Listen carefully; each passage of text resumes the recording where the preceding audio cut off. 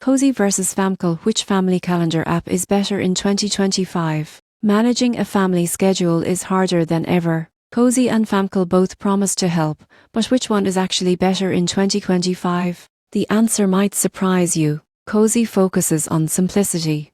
It offers shared calendars, to-do lists, and meal planning. The interface is clean and easy, making it great for busy families who want quick updates. FamCal, on the other hand, is more feature-packed. It includes calendars, tasks, notes, birthdays, and even chat features inside the app. Most people get this wrong by assuming more features are always better. FamCal's extra tools are powerful, but they can feel overwhelming for some users. Cozi shines when it comes to ease of use. Parents can add events quickly, and kids can view schedules without confusion. FamCal works best for families that want everything in one app, including reminders and communication. The surprising truth is that both apps are reliable, but their strengths are different. In terms of pricing, both offer free versions with optional premium upgrades. Cozi's premium focuses on removing ads, while FamCal adds advanced sharing features. If you want simple, stress-free scheduling, Cozi is the winner. If you want detailed coordination and extra tools, FamCal is the better choice.